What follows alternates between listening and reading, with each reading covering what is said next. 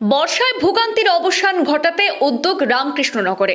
কালীনগর গ্রাম পঞ্চায়েত এবং বিদ্যানগর গ্রাম পঞ্চায়েত এলাকায় দুটি গুরুত্বপূর্ণ সড়কের কাজের শুভ শিলান্যাস করলেন রামকৃষ্ণনগর বিধানসভা কেন্দ্রের বিধায়ক বিজয় মালাকার। দীর্ঘদিন ধরে রাস্তাগুলির বেহাল অবস্থার কারণে এলাকার সাধারণ মানুষকে চরম দুর্ভোগ পোহাতে হচ্ছিল। বিশেষ করে বর্ষাকালে যাতায়াত কার্যত অসম্ভব হয়ে উঠত। বহু প্রতীক্ষিত এই সড়কের কাজের সূচনায় বিধায়ক বিজয় মালাকারকে স্বাগত জানিয়েছেন স্থানীয় জনগণ। আজ শুক্রবার তিনি কালীবাড়ি রোড হয়ে বিদ্যানগর পর্যন্ত একটি সড়ক এবং সৈজানগর থেকে দরনালা পর্যন্ত আরেকটি সড়কের নির্মাণ কাজের আনুষ্ঠানিক সূচনা করেন। জানা গেছে, মুখ্যমন্ত্রী পক্ষীপথ নির্মাণ প্রকল্পের অধীনে 2025-26 অর্থ বছরে প্রায় 1,50,00,000 টাকা ব্যয়ে এই দুটি সড়ক নির্মাণ করা হবে। অনুষ্ঠানে বক্তব্য রাখতে গিয়ে বিধায়ক বিজয় মালাকার আসামের মুখ্যমন্ত্রীর নেতৃত্বে চলমান বিভিন্ন উন্নয়নমূলক কার্যক্রমের কথাও তুলে ধরেছেন। পাশাপাশি তিনি ইতিমধ্যে সম্পন্ন ও প্রস্তাবিত একাধিক উন্নয়ন প্রকল্পের বিস্তারিত বিবরণ দিয়েছেন। অনুষ্ঠানে স্বাগত ভাষণ প্রদান করেন কালীনগর গ্রাম পঞ্চায়েতের সভাপতি সত্যজিৎ দেব এবং ভৈরবনগর মণ্ডল বিজেপির সভাপতি হীরেশ বিশ্বাসও। আর এই সমষ্টিতে আপনাদের আশীর্বাদে সবাই বলেন আমি এখানের দুইবারের বিধায়ক। সত্যি শপথ নিয়েছি দুইবার, কিন্তু বিধায়কের যে টার্ম দুইবারের 10 বছর থাকে, আমি কিন্তু 10 বছর পাইনি, 6.5 বছর পেয়েছি। আর 6.5 বছর পূর্ণ হবে মার্চের 1 তারিখ। আর এই 6.5 বছরের মধ্যে যদি আমি দেখি প্রায় 1 থেকে 1.5 বছর কোভিডে চলে যায়, আমরা অনেক কাজ করতে পারিনি। প্রায় 1 বছরের মতন আমরা বাসায় থেকে বেরোতে পারিনি। কিন্তু আমি বিধায়ক হিসাবে, আপনারা যেহেতু আমাকে বিধায়ক বানিয়েছিলেন, এই কোভিডের সময় আমি চেষ্টা করেছি, বাসায় থাকিনি, বাসার বাইরে বেরিয়ে মানুষের পাশে দাঁড়ানোর চেষ্টা করেছি। নিজের সমর্থন অনুযায়ী যতটুকু সম্ভব প্রতিটি পরিবারে কিছু না কিছু একটা সহযোগিতা পান, হেল্প পান আমাদের দ্বারা, ভারতীয় জনতা পার্টির দ্বারা বিধায়ক হিসাবে আমি চেষ্টা করেছি।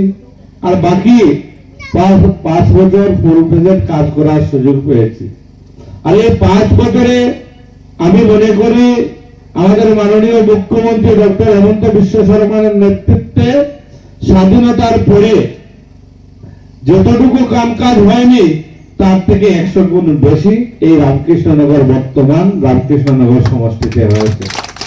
আমরা যদি দেখি রাস্তাঘাট থেকে ধরে যে পরিবর্তন এসেছে, এই পরিবর্তন এর আগে কখনো রাতাবাড়ির মানুষ, বর্তমান রামকৃষ্ণনগর সমষ্টির মানুষ দেখেনি। আমরা যদি দেখি এই রামকৃষ্ণনগরের মেইন রোড, আপনারা এখানে যারা বিশেষ করে আমাদের সাংবাদিক দাদারা আছেন, এখানে বসে আছেন, এখানে অনেক পুরানা সাংবাদিকরাও আছেন, প্রায় 20 বছর 25 বছর থেকে সাংবাদিকতা করছেন। আর আমি মনে করি এই রামকৃষ্ণনগর সমষ্টির রাস্তাঘাটের নিউজ আপনারা করতে করতে একটা সময় হেরান হয়ে গেছে, তারপরেও রাস্তাঘাটের পরিবর্তন হয়নি। আর আজকে এই 5 বছরে আমি আপনাদেরকে বলতে পারি, এই 5 বছরে মেইন রোডের কোনো জায়গায় আপনারা রাস্তার জন্য মানুষ কষ্ট হয়েছে বা রাস্তা খারাপের জন্য আন্দোলন করেছে, আমি মনে করি এই 5 বছরে আমাদের এই সমষ্টিতে হয়নি। আর আগামী দিনে এই সমষ্টিতে আপনাদের কাছে, সবার কাছে প্রার্থনা করব, আপনারা সবাই আমার জন্য আশীর্বাদ করবেন। আরো 5 বছর 2 মাস পরে ইলেকশন, আপনাদের আশীর্বাদে আবার বিধায়ক হয়ে যাতে আরো 5 বছর আপনাদের সেবা করতে পারে।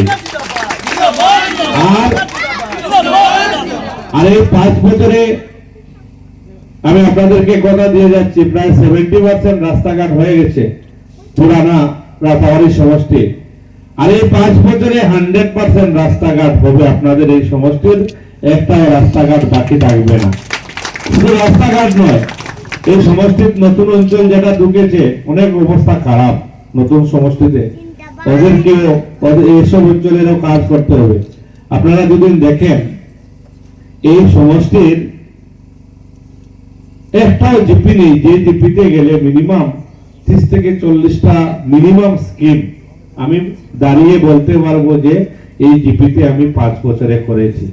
আমার মনে হয় না এর আগে কিন্তু বিধায়ক কিন্তু সরকারের আমলে প্রতিটা জিপিতে এতটুকু কাজ হয়েছে আর এই কাজ আমরা করতে পারেছি আমাদের মাননীয় মুখ্যমন্ত্রী ডক্টর হেমন্ত বিশ্ব শর্মার কারণে।